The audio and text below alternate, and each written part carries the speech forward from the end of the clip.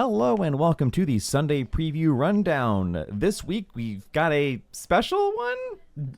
Technically. Kind of. I mean, it's special if you are really into White Dwarf. Yes. And if you're not, it's a bit of a wet fart.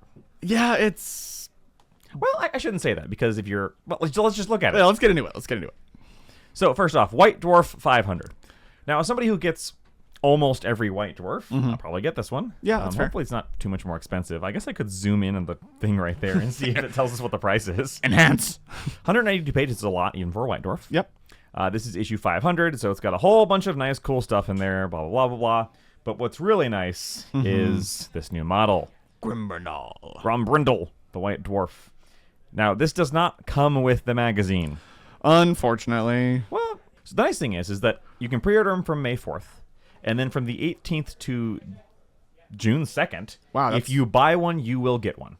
Okay. They're doing one of those things. Yeah, that's fair. Which I really like. A pseudo made to order. So there's going to be an initial pre-order that's probably going to sell out really fast. Yeah, probably.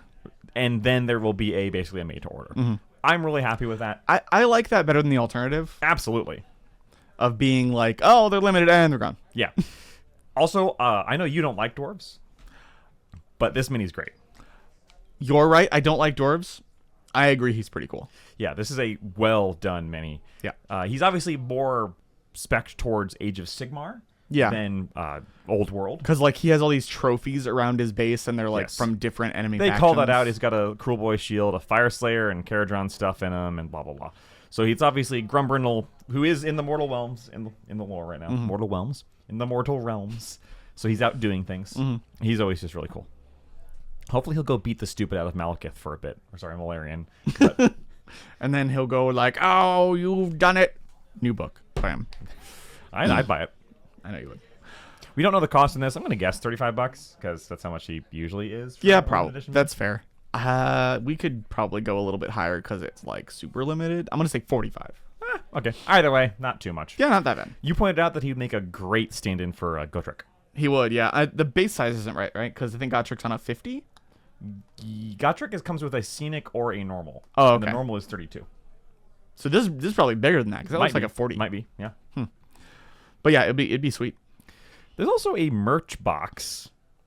It's basically a Grombrindle merch. So you've got a t-shirt, you've got a hoodie, you've got a nice display, a leather journal, and some postcards. I could have done without the journal and postcards. The rest of this is fine. It says it'll go up for order on the 1st of May on the Warhammer merch store, so not the main Warhammer store. Right. Obviously, how much I care about this depends entirely on the price.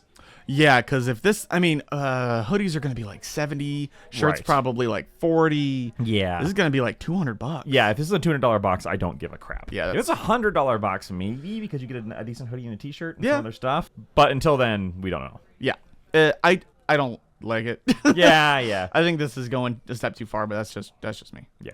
Let me get on to more models with Legions Imperialis. So these are all small. Some teeny tiny Warhammers. Don't be getting excited if you're a Solar Auxilia player for Horus Heresy. And want Stormhammers. Or a 40k player and want some Stormhammers, yeah. So you've got the two Stormhammers, which are a Baneblade chassis kind of thing. The Malkador Squadron, which, interestingly, Malkador for Horus Heresy hit first. Yeah, that is interesting. Bigger version hit first. Yep. Same thing with the Dracosans. These were in the Horus Heresy Solar Auxilia Army box. Yep, the transports. By the way, the Malkadors are delayed in the United States. Yep. And so are the Sicarian Squadron. Yes. And the Sicarian does have a Horus Heresy equivalent already? Yeah. Okay. It came out quite a while ago, actually. Okay. A very long time ago. Also delayed in the United States. And then we get a Legion Fast Attack group. Yeah. Looking at this stuff, so the bikes are already available in plastic. But yes. It kind of makes me want the rest of this in plastic. Like, I want those Well, speeders. The Hunter Squadron are. I know. Sorry. I want these land speeders the land speeders and the other land speeders in plastic too. Yeah, because right now they would be so cool. They're Forge World resin and really expensive Forge World resin. I'm talking about for Horus Heresy size, by the way. Yeah. Mostly because I want to take one of these and convert into a Van Sar. I mean, they would be a really sweet land speeder. Yeah. In 40k even. Yeah. But yeah, just like looking at this, and this is going to be like what, $50-$60 probably. And then you can't buy a regular one for less than 100 something. Blah. And you get Dreadnought drop pods. Another thing I wish I had in 40k, but it's, you know what? It's fine. It's whatever. Our last drop pad sold really, really well. Yeah. I don't know if the Dreadnought ones will do as well, but if you're looking to get some, I would probably get them soon. Let me go back to the old world. Right, so I imagine this guy can't actually fly, and what he's doing is running full tilt like one of the Jesus lizards. I'll put a picture up. Making the slap, slap, slap, slap, slap, slap, slap sound. Why is he... Why?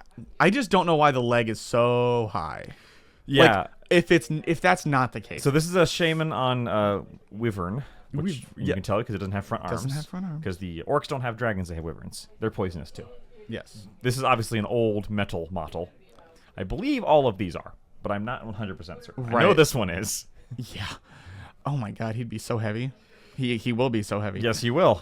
Yeah, this looks you can tell because of the goblin green how old this thing is. Just those bright colors. I hate this model. I want to put a Skaven on top surfing on him. That would make it better, but still not good. Well, Skaven makes everything better. This guy holds up pretty well though. Him I like. He's just a black orc big boss.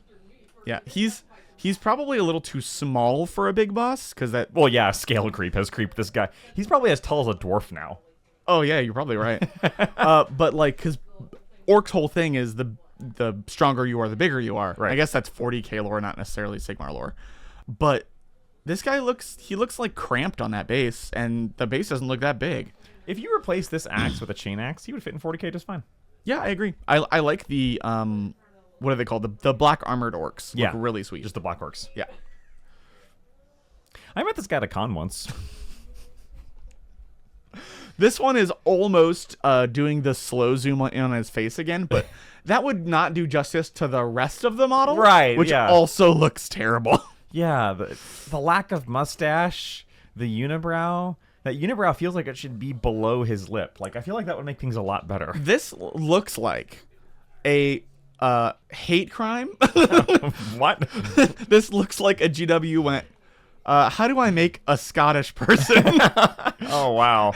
and make them as ugly as humanly I possible? mean, I like the idea that his, like, outfit is sewn together from banners that he just picks up. Yeah. It's a good idea, but this is a vintage model. It is so bad.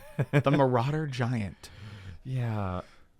And then on the other hand, you get back to the old stone trolls, and these hold up, like, they're obviously old. Yes. But they have a lot of great character to them. They do. Sometimes when you get the super old models, especially the metal ones, Yeah. they have absolutely no personality. But these, like, they're...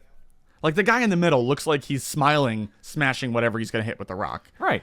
Like, these guys look great. And this guy's kind of like, what am I going to throw this at? Wait a minute. Hold on. Do I want to throw this one?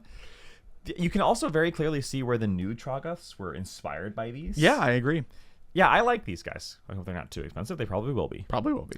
The river trolls are appropriately nasty. They don't have as much, like, you can't tell what they're thinking other than I'm ugly. Yes. But fish. and fish. But yeah, they're probably one step down from the rock trolls in, like, their personality wise. Yeah.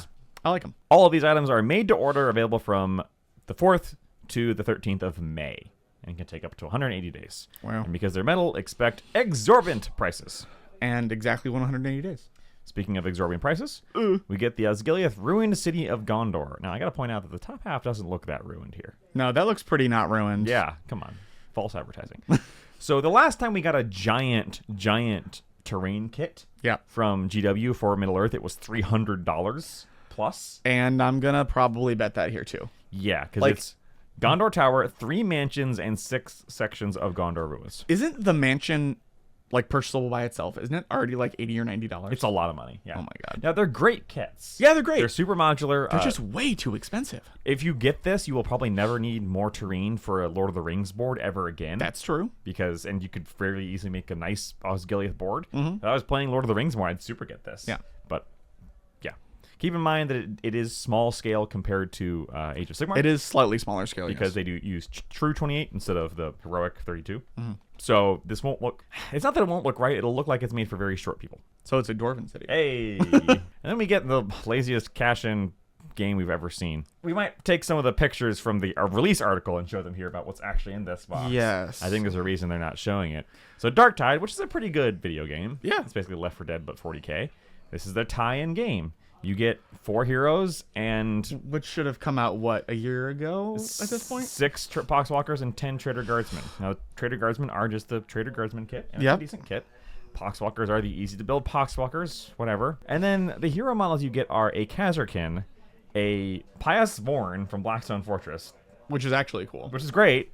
The Psyker, just the Primaris Psyker. Yep. And then just one Ogryn mini. Yeah, and it is the worst one by a lot. Right. Like, they didn't make new models for this at all. Yeah. And I get that, first off, they were never going to be able to make any model to make everybody happy because you can dress up your character. Yeah, however you want. But they could have at least made the ones on the cover. Right. Or something different. Rather than, here's a Kazarkin, here's an Ogryn that's bad. Here's like a quarter of some boxes and one full box of Trader Guardsmen and some boards. Wouldn't it have been great to get the first new Ogryn model in 20 years? It would have been great. They decided against it. Yeah. So from gameplay, this is like, from what they were talking, it's kind of like the hex grid of Underworlds, but kind of Kill Team-ish. Yeah. So I'm interested. It's not just like the last board game, just 40K but dumbed down. Right. So I'm interested to see what it actually is. That being said, I'm not going to buy it. This one also says it will be available not only from select retailers, but also available direct. That is nice. So unlike the previous ones where you could only go get them at Barnes & Noble or Target or whatever, this one you can get from GW. If it's only $60, I guess that's not a bad deal for the plastic inside. True. But even as somebody who liked Darktide, I don't think I'll be getting it. I mean, I do need Trader Guardsmen. I don't have any of those. Yeah. So that's it from us this week. It's kind of a smorgasbord week. If you're into Imperialis and you play Solar Auxilia, this is probably a fantastic week for you. That's true. But I feel like that subsection is a little too small. Hey, those people are out there and I don't want to discount them, There are tens of us. We play Necromunda, all right? Yeah, Like, fair. we get excited over single Forge World resin models that It's like, no oh one my else God, gives a I crap love- about. Yeah, you're right. You're right. If you play Orcs and are going to play in the old world and you wanted a Shaman on Wyvern, then you're probably excited. And if you are a Dwarf fan, you are probably getting the White Dwarf. Yeah. Because he's an awesome model. He is very cool. Honestly, depending on price, I might pick him up. I'm going to get one. Because he's pretty cool. We're not probably going to do like a friend of the show, Kevin, who will get 5, one for each of his dwarf factions, and convert them all to match. Just different hats. Yep. Pirate hat. Yar. That's it from us this week. Let us know below if you're excited about any of this as well. And until next week. Bye-bye.